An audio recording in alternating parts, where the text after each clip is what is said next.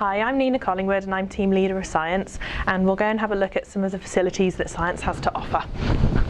So if we take a step out of the Science office, you'll be able to see our bank of Science computers in our breakout area. We use these facilities if we want to do any simulation work using some of the programs that we've got. We also do small group work out of here, and we use research when we're not using the iPads already in the classroom. And if we take a step into one of the science labs, you'll be able to see the setup for the practical equipment in the classrooms. So in each of the labs we have sinks, we've got gas taps, so all of the labs are set up for practical science.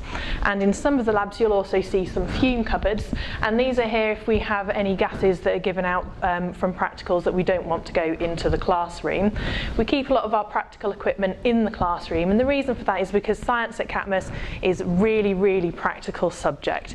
We believe that in order to really get the most out of the science concepts and to understand them, that you need to combine those with the practical, and you need to work on your practical skills to ensure that you are the best scientist that you can be before your GCSEs. And some of my staff are going to be showing you some science practicals that you can try at home, and some of the interesting science practicals that you will see in lessons here.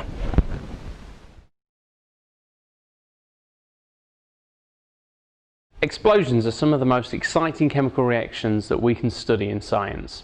Reactions that occur quickly can be used in lots of different applications and fun to look at.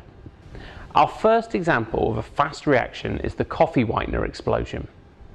Coffee whitener is a sugary powder used in making coffee, and when it's clumped together in a pile, it's really quite boring to look at. The powder burns very slowly and becomes a sticky black mess. For things to burn efficiently, we need three things: a fuel, energy for a heat source, and oxygen. When the coffee whitener is in a pile on the table and we introduce a flame from the Bunsen, I have energy, I have fuel and oxygen. However, the fuel and the oxygen are not mixed very well. Only the particles of the coffee whitener on the top layer of the pile can mix with the oxygen and be exposed to all three components needed to burn. So what we need to do is to distribute the fuel and the oxygen better. By dropping the coffee whitener from a height through a sieve, we can spread the particles in the air so that there is a good mix of oxygen and fuel. Then all we need is the energy, which our Bunsen burner will provide. To prove this, we're going to put some of the coffee whitener straight into the flame. And as you can see, nothing. We get a brown, crispy solid, but no big explosion. However, if I increase this reaction by spreading the particles amongst the oxygen in the air, then what we should get is a far more exciting explosion. So I've got the coffee whitener and the sieve. So I'm going to change the Bunsen burner so that it's burning on a hotter flame, and get nice and high so we've got as much spread as possible. There we go. A much better reaction than previously. In this experiment, we will be mixing a liquid fuel, ethanol, and oxygen to react with a dramatic explosion. Once again, liquid ethanol is flammable, but reacts in quite a boring way. Just like in the previous experiment, when a puddle of ethanol burns, only the top molecules of ethanol can mix with a much needed oxygen, meaning the liquid burns slowly. Luckily, ethanol is a volatile liquid. This means it evaporates very easily, changing from a liquid to a gas. By shaking the bottle and spreading out the liquid inside, ethanol will evaporate more quickly, filling the bottle with ethanol gas. Now, when we ignite the mixture, we should find a much more interesting reaction. Okay guys, so I've got here a large bottle. I'm going to put some ethanol into it. And then what we are going to do is swirl this around so that we vaporise the ethanol inside of the bottle. I don't want there to be excess ethanol, so I'm going to pour out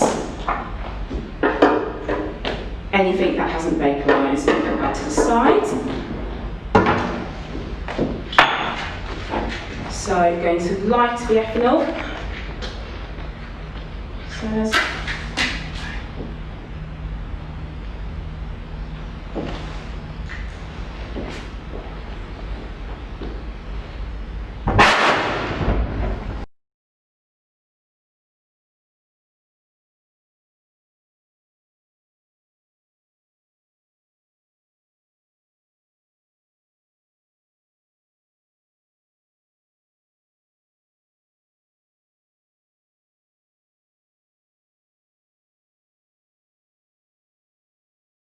This reaction produces a lot of water vapour which is pushed out of the bottle with great force. If we use a bottle with a smaller opening, the bottle will be pushed in the opposite direction to this force, creating a rocket.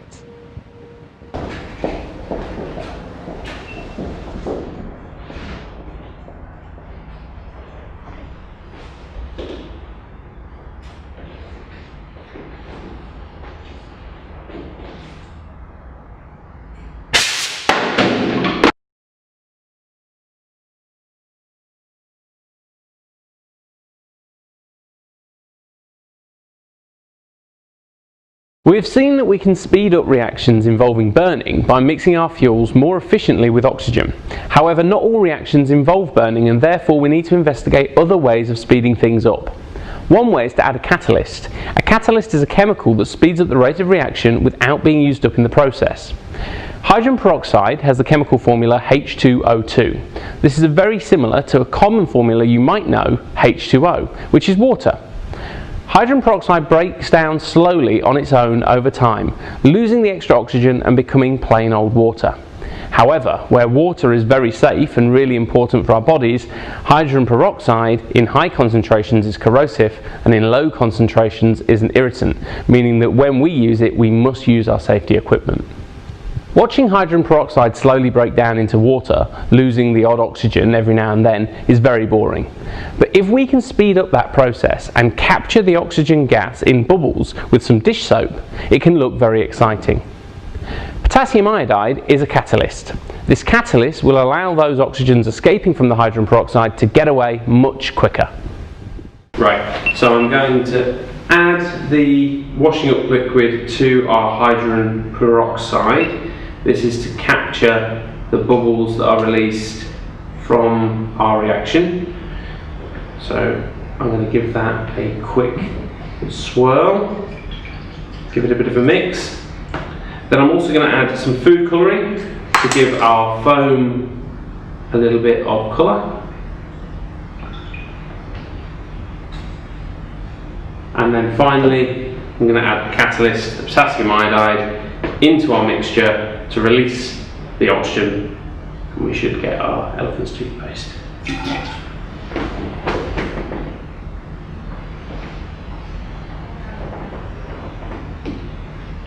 Fantastic.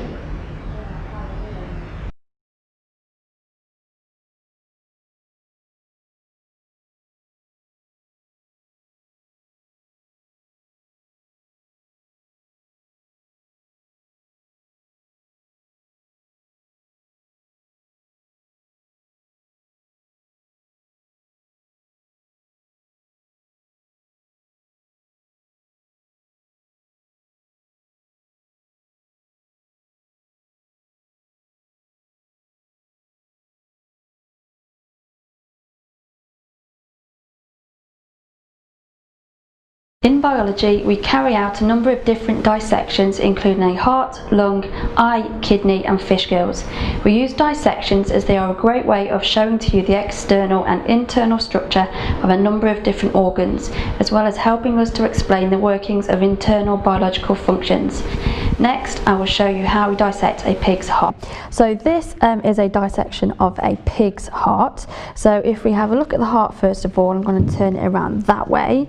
If we're thinking about a human heart, that would normally be about the size of our fist, and it's in the middle of your chest and it's slightly tilted to one side. But we have the vena cava and the pulmonary vein, which carries blood to the heart, and the aorta and the pulmonary artery carry blood away from the heart. So A for artery, A for away. If we have a look here, this is the aorta, and you can see that the wall of it is really stretchy, so I can get my finger in there and it will stretch quite a lot, and that's because the aorta is carrying blood away from the heart, which is under high pressure, and if it didn't have these really strong elastic walls, they could pop. Down here where we have a vein, you can see that the wall of that is much thinner. Okay, so if we start making our incisions, I'm going to start off on this side over here with the right side, and I'm going to simply start to cut into that muscular tissue. So this is cardiac muscle, So you can see as well on the surface it's got lots of cardiac veins and arteries because the muscle itself needs a good blood supply. So I've started to open up those chambers. So if we open up like this. Now in the heart there are 4 main chambers. There are 2 atria which are at the top and there are 2 ventricles at the bottom. Now you can see on the right hand side here the muscular wall of this is relatively thin, and it didn't take very much effort for me to cut through that layer. You'll start to see some of these tendons. These tendons hold valves in place, and those valves are really important to make sure that the blood only flows in one direction through the heart. Now if I start to cut into this side just here, it's taking me much more effort to cut through because this side is much thicker, and you can start to see, look, the difference in the thickness of the walls. Again, if I just start to use my scissors, now it's much thicker because this side, or the left hand side of the heart, is responsible for carrying that oxygenated blood now all the way around the body to all of the different body cells so it can use that oxygen for respiration. So again, look, you can see that the muscular wall is much thicker compared to the wall over here. Again, we have these tendons which are holding the valves in place, and again that's really important to make sure that the blood is only flowing in one direction through this side of the heart. These are also called your heart strings. Going down the middle of the heart is some muscle called the septum, and the septum is really important because we don't want the oxygenated blood and the deoxygenated blood mixing with each other.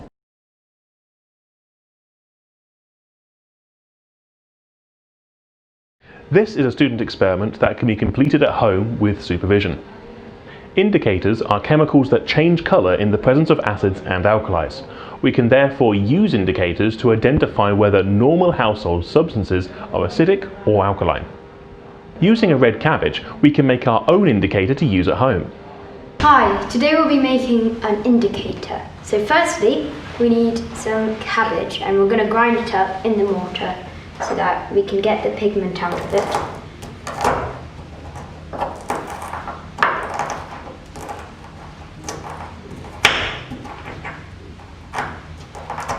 Now, once you have done this, we're going to get the water that we have boiled and we're going to fill it in a beaker for 50 millilitres.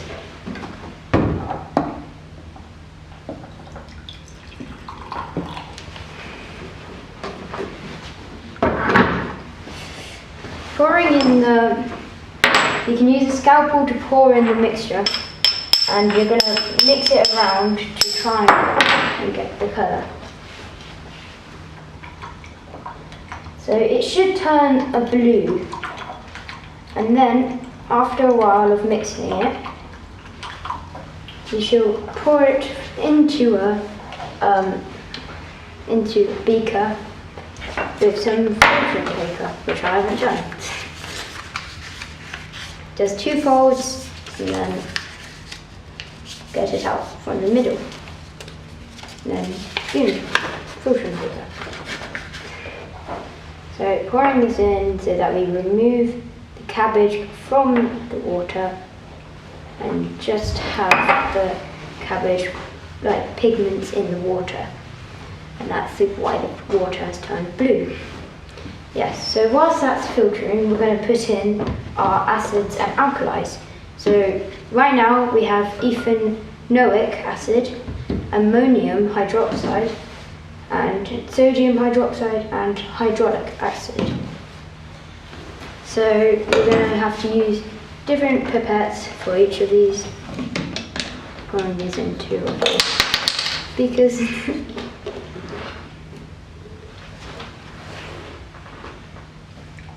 one squirt for each should be okay.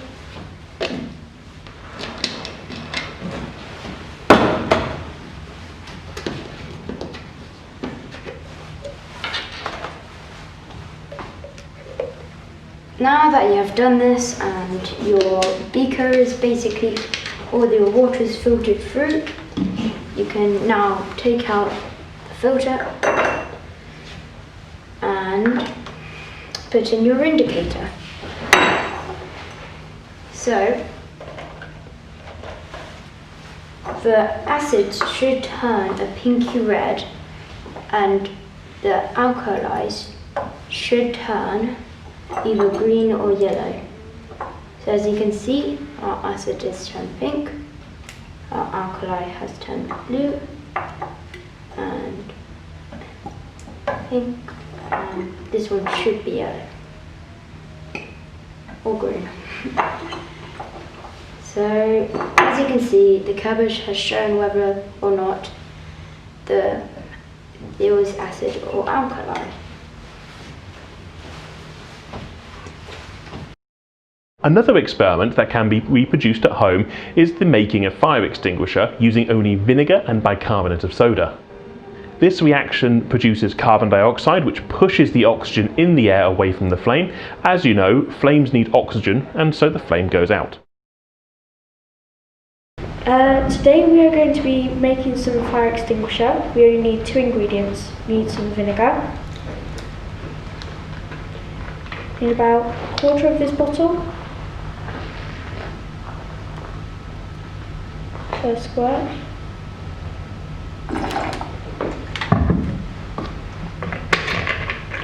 And then you need 2 spatulas of bicarbonate soda.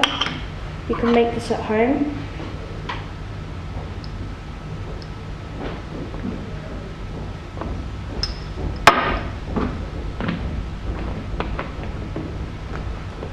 Shake it.